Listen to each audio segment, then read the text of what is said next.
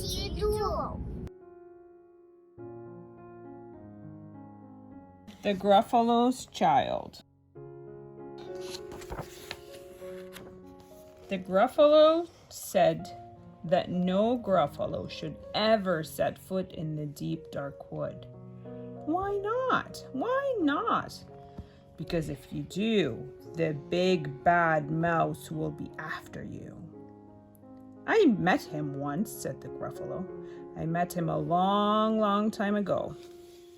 What does he look like? Tell us, Dad. Is he terribly big and terribly bad? I can't quite remember, the Gruffalo said. Then he thought for a minute and scratched his head.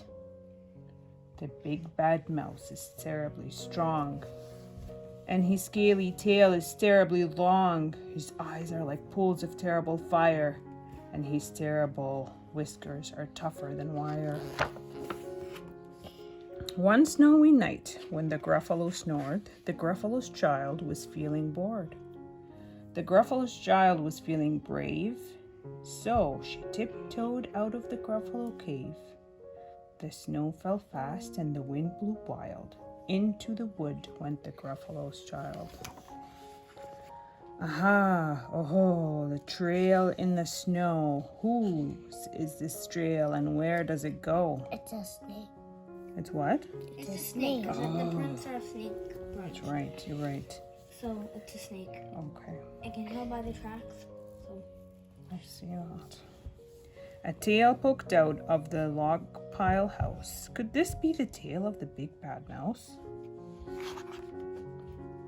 Out slid the creature. His eyes were small, and he didn't have whiskers. No, none at all. You're not the mouse. No, not I, said the snake. He's down by the lake eating Gruffalo cake. The snow fell fast and the wind blew wild. I'm not scared, said the Gruffalo's child. Ah, oh, marks in the snow. Whose are these claws marks? Where do they go? Two eyes gleamed out of the treetop house. Could these be the eyes of the big bad mouse? It's an owl. And that's gonna be a fault. Down flew the creature. His tail was short, and he didn't have whiskers of any sort. You're not the mouse. Too-hoo, not I. He's somewhere nearby, eating Gruffalo pie. The snow fell fast and the wind blew wild. I'm not scared, said the Gruffalo's child. Ah, oh, tracks in the snow. Who is this track and where does it go? Whiskers at last in an underground house. Could this be the home of the big bad mouse? How can he fit in there? Out slunk the creature. His eyes weren't fiery, and his tail wasn't scaly, and his whiskers weren't wiry. You're not the mouse. Oh, no, not I. He's under a tree drinking Gruffalo tea. It's all a trick, said the Gruffalo's child, as she sat on the stump where the snow lay piled. I don't believe in the big bad mouse. But here comes a little one out of his house. Not big, not bad, but a mouse at least. You'll taste good as my midnight feast.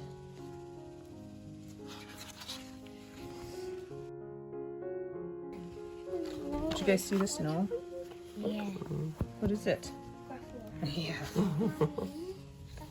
Wait, said the mouse, before you eat, there's a friend of mine that you ought to meet.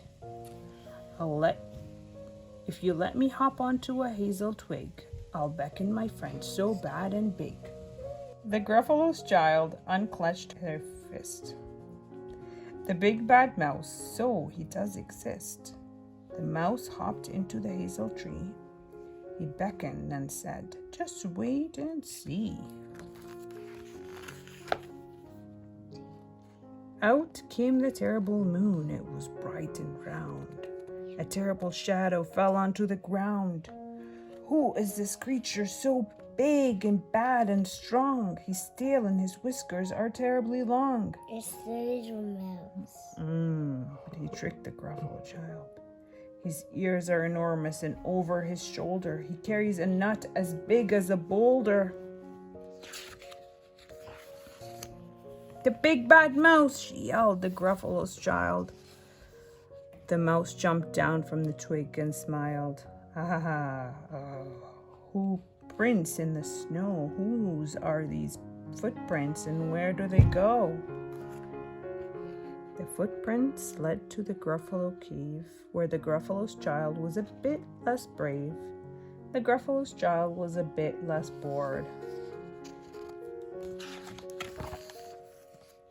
And the Gruffalo snored and snored and snored. The end. Thank you for watching. Don't forget to subscribe. It's down below.